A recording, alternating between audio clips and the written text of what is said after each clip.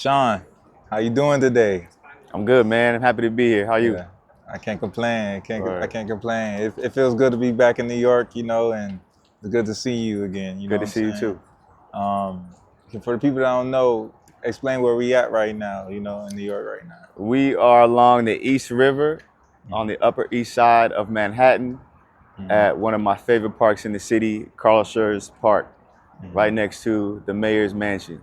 Right, right. Yeah, it's I always been on the Hudson, but seeing this is a whole different perspective out here.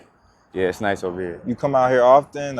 What you be doing like out here when you Yeah, man, come I out? like to show this park, drink tea over here, have a quiet moment, um, hang out, shoot some hoops, practice roller skating on the flat ground. Yeah, this is my spot I like to come to often. All right, all right.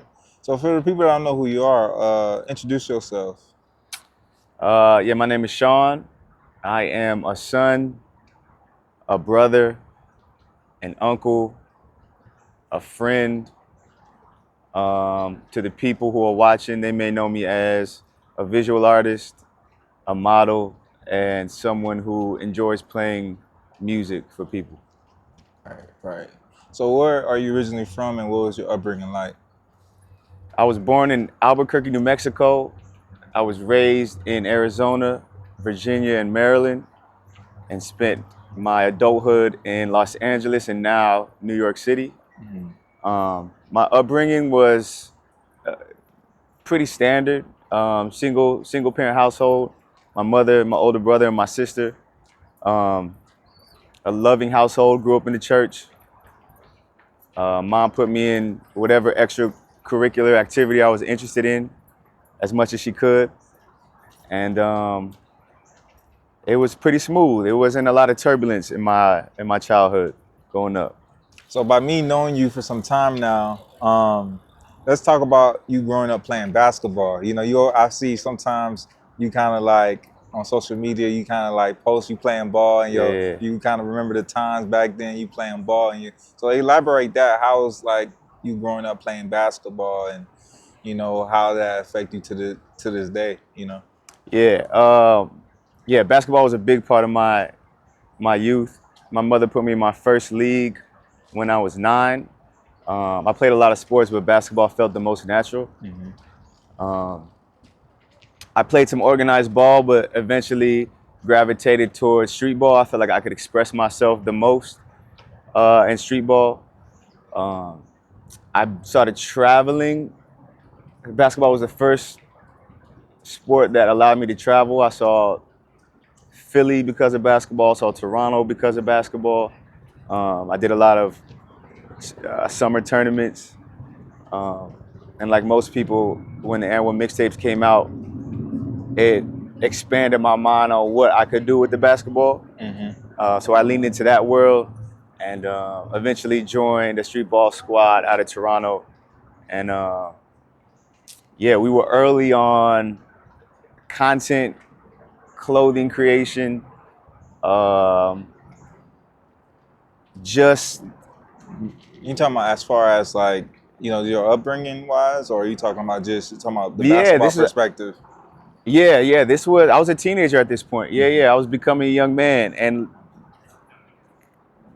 having people react to your expression like that was basketball for me. Right. Like I said, I was traveling. Our hoop it up tournaments would have very large crowds. I signed my first autograph with basketball, so it was like a very stimulating experience. Right.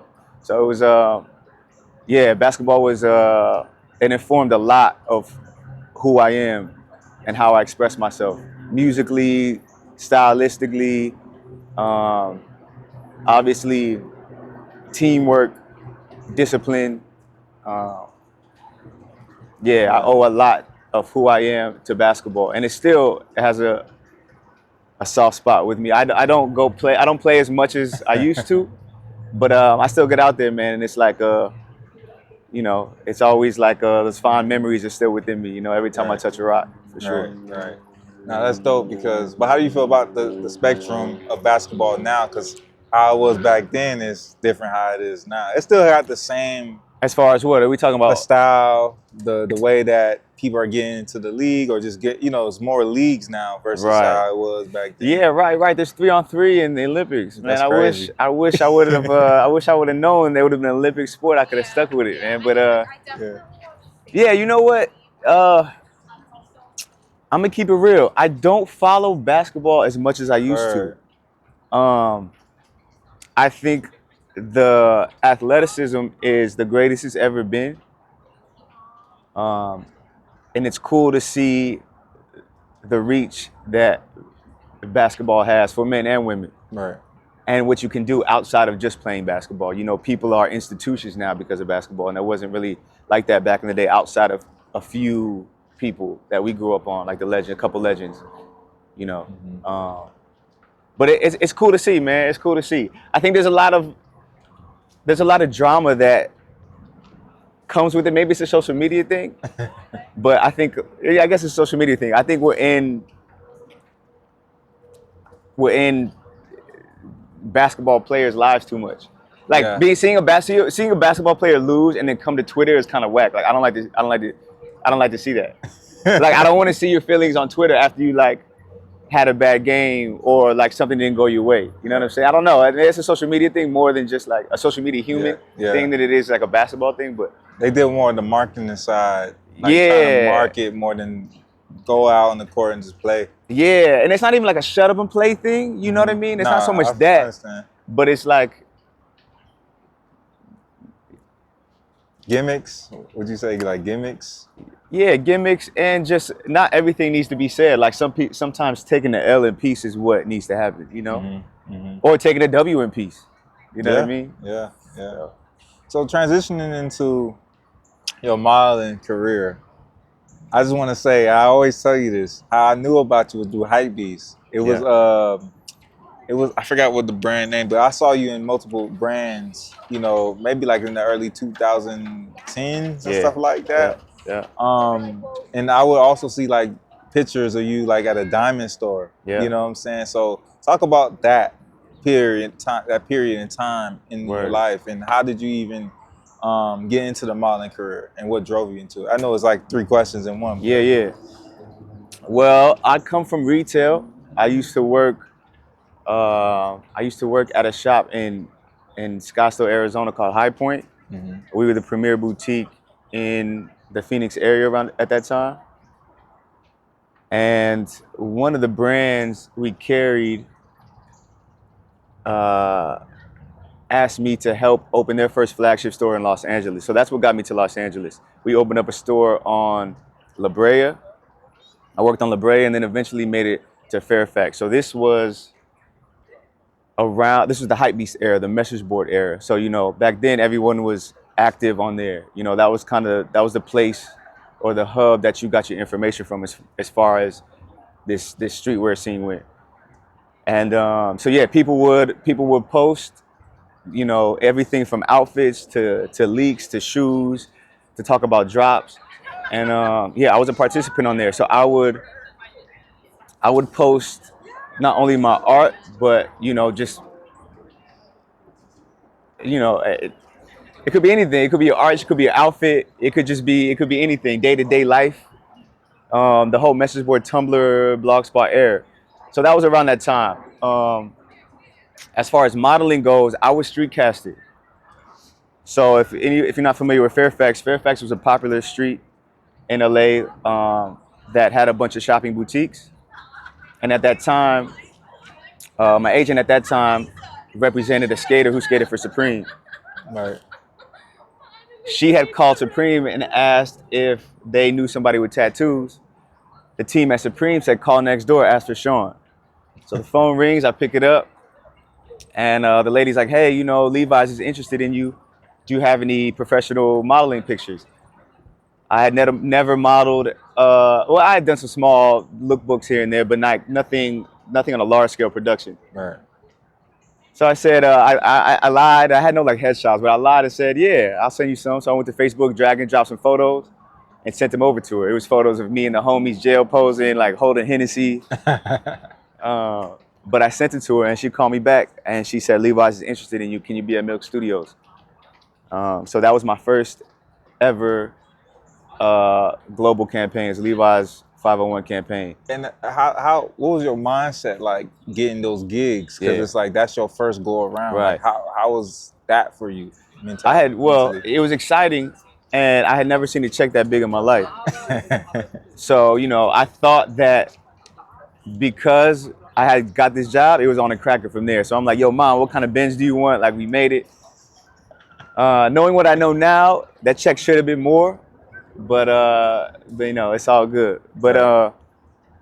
yeah, she eventually handed me a contract, and the rest is history. So it was a good experience, it was a learning experience. The work didn't come as quickly as I liked. It was actually a slow build from there, but I had bounced around and kind of learned the game and figured out how the industry works, and had made some moves, and then kind of positioned myself to have a stronger career within the industry. Right. Right. How was the Fairfax era? I feel like, seeing what it is now has changed, but Yeah, how was it around that time? Because I'm speaking from the outside looking in, yeah, because we used to see it on blogs, yeah, Tumblr, on yeah. hypebeast.com, like, Isanabili. So how was that from your perspective, working at Diamond Supply and, seeing it from the inside looking out? Yeah, it was a great time, man. It was a organic, creative energy that was very special. When I was there, it was still underground. It had not hit like the global mainstream thing that it is now. So it's a very special thing. It kind of felt like it was our like pocket in a way, and a lot of the people who are kind of running things now came from that. So it was a great space of like sharing ideas, sharing resources and creative energy. And it was a special time, man. And it wasn't like hoard out, quote unquote. So it was yeah, it was a special it was just a special energy, creative energy, really, that I haven't experienced since then. Right, right. Now, I just had to ask that because Yeah, that's how I knew about you, and yeah, then seeing how like majority of the creatives yeah, grow, like Tyler. You see Tyler, he grew up in that Fairfax era, and all the, like Anwar Carrots and X, yeah. Y, and Z. So just seeing how the game was, and to see Right. how the people like yourself where they are today, Yeah, saying that. So that's dope. yeah. So tapping in back into the modeling, how did you handle the pressure, if it was pressure that came from modeling when you were starting? Honestly, I haven't really felt pressure from the modeling industry. I have always been into clothing, so I had it wasn't difficult for me to step into that space and put on clothes and look cool in front of the camera. Like that was pretty natural for me. The industry's not perfect, of course. Um, the I could say the only struggle would probably be how inconsistent it can be. It can be really, it can be when it's good, and when it's bad, and it can be inconsistent. Right. And you know, like most creative industries, your net terms to get paid can be drawn out, which can be difficult to deal with. But other than that, as far as like working in the industry, I haven't really felt pressure, man. It was a pretty easy thing for me to get acclimated to. Right. So as far as, because at the end of the day, you know, again, going back to the discipline perspective of basketball and Hmm. everything, how do you motivate yourself to stay fit and healthy, both physically and mentally, for modeling? Like, 'cause I think that's a big component when it Yeah. comes down to that. Well, that's one positive I take from the model industry is that I get paid to look good. I have to look good, so it's important to take care of myself. My diet, my exercise, uh, because when you come in the industry looking a certain way, clients expect you to look that way. So you don't really have too much room to change your appearance. So you come in shape, you got to be in shape, or people ain't gonna hire you no more. You know what I'm Hmm. saying? Hmm. Unfortunately, but that's just the name of the game. Right. So yeah, having to, I actually enjoy the standard that I have to keep for myself to work, because it's a healthy one, you know. And yeah, no, I love exercising though, so it's not even really difficult for me. Like I enjoy taking care of myself. Right. And with the physical, it comes with the mental, so that kind of Absolutely. correlate. Yeah, absolutely, for Right. sure. Right. So let's talk about more of the positive perspective as far as your favorite. What is your favorite aspect of being a model? For sure, man. It can pay great. Traveling. I love hotels. So when you get a job, you get a nice hotel. That's always fly. And my favorite thing is probably the freedom it provides me. So I have time to do other things creatively. I have time to think. And if I don't want to work, I don't have to. So that's a plus, man. That's a luxury I don't think a lot of people have outside of this industry. Right. As far as like, I want to talk about the agency perspective. Like, what was the steps to even get to that point that you had an agency behind? I believe you have an agency, correct? I do, yeah. I have multiple agencies.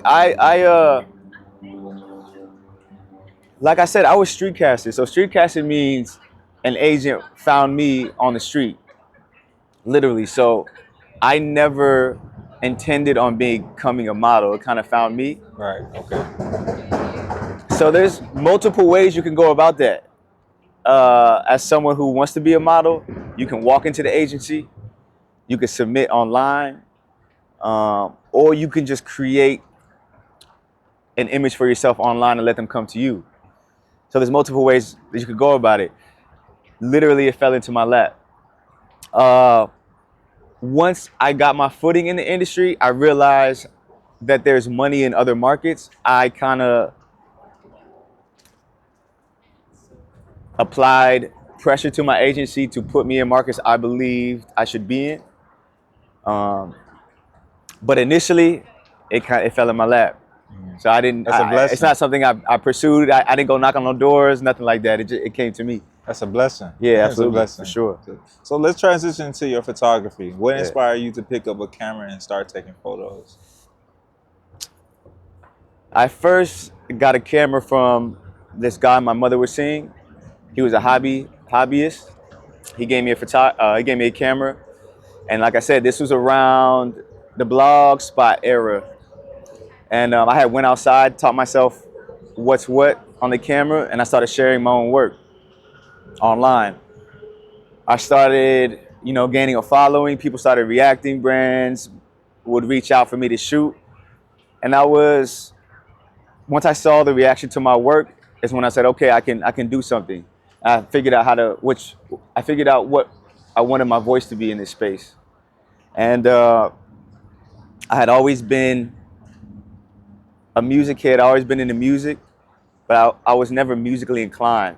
So I wanted to contribute to music in some way, shape, or form. So I started reaching out to artists, working with artists, which led me to shooting album packaging, going on tour with artists, documenting a lot of artists, a lot of West Coast artists at that time. And that was kind of how photography fell into my lap.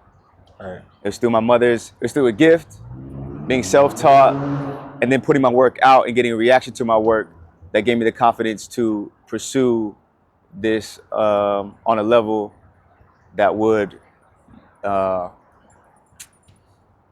would say a professional level. I don't do photography on a professional level. I do it for me. I've obviously been hired for work, but my photography's always been a personal thing for me. I've always kind of did the jobs that I wanted to do as opposed to like doing jobs to survive off of it, Right. That leads me to my next question. How do you balance being in front of the camera as a model and being behind the camera, also being a photographer? Yeah, they definitely inform each other, for sure. Coming from behind the camera and then going to in front of the camera, I think gives me an advantage because I feel I know what the photographer needs as a model. I'm kind of like in sync with the photographer in a way. And then vice versa, you know, being a model, I'm learning from great image makers as well. And so they definitely inform each other for sure. And it's a constant it's a constant dance between the two that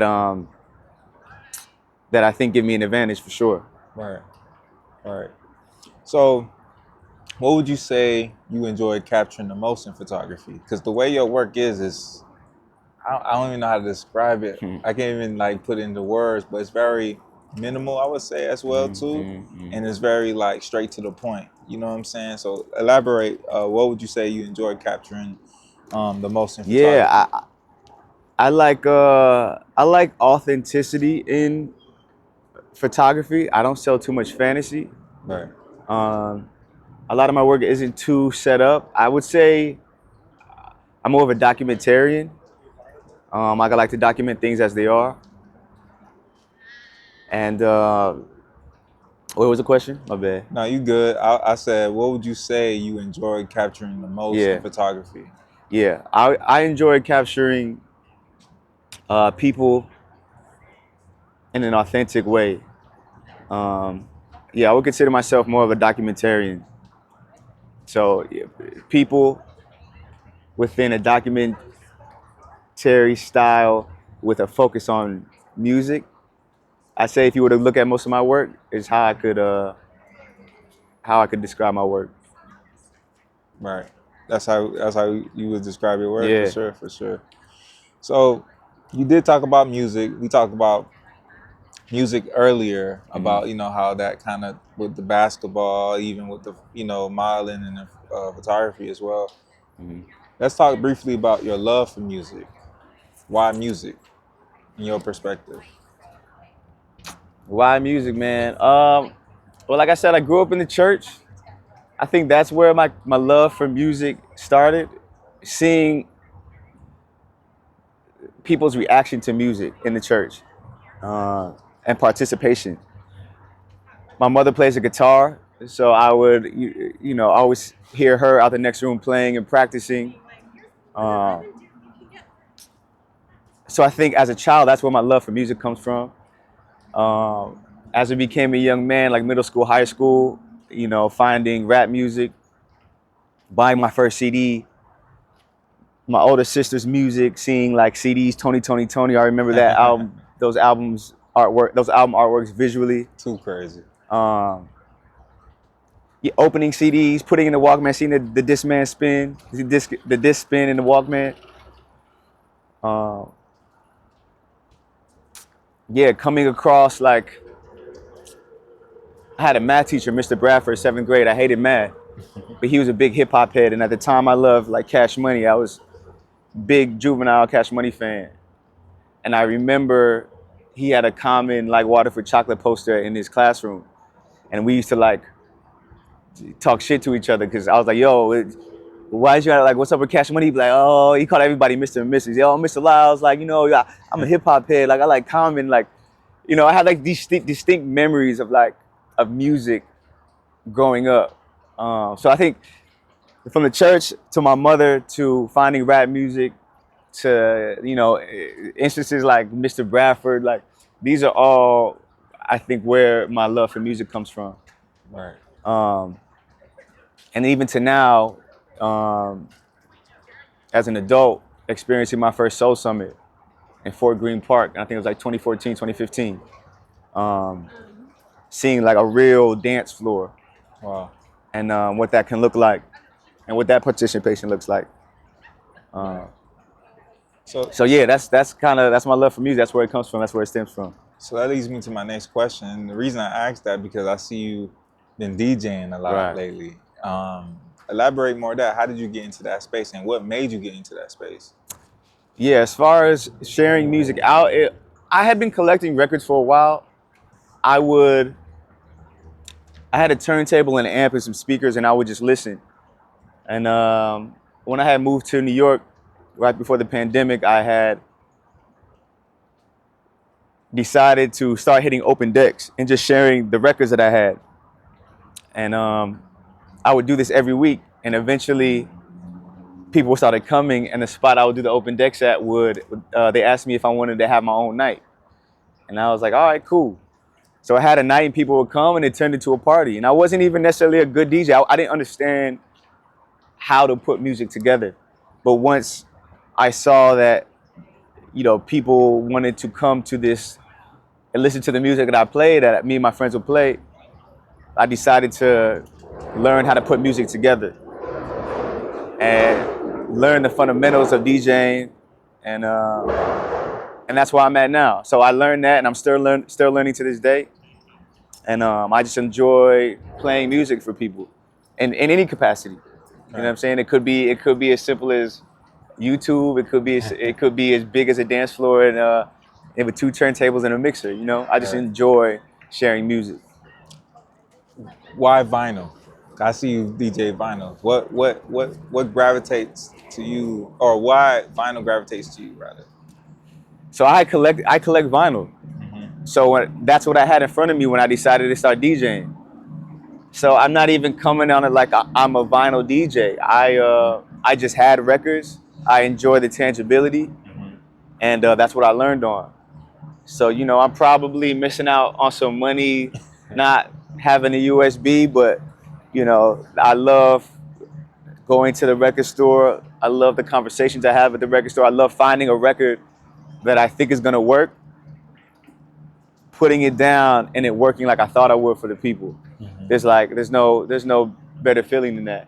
And, you know, even in the artistic space, as we move digitally, I think it's important to keep tangibility in the art space. Everything can't go digital. Nothing wrong with digital, but everything can't go digital, I don't think. So, you know, I agree. I'm a proponent of tangibility in the art space. Yeah, because that's what makes shit, like, even like, let's say your crib, you gotta, it's just the aesthetic within yourself, but just having the things in your room so that you just pull even books, like you just pull like, damn, I remember even getting this book. Yeah. What it took for me to get that book. Right. Even like, for instance, I'll never forget, the most I paid for a vinyl was the Curtis Mayfield album, the Curtis album. And I paid $50, but I remember that. And I'm like, I would never get rid of that record because that album do something to my soul. 100%. So I definitely feel that about the tangible things. Yeah, definitely, man. And even in this dance music space, you know, there are a lot of records that are rare.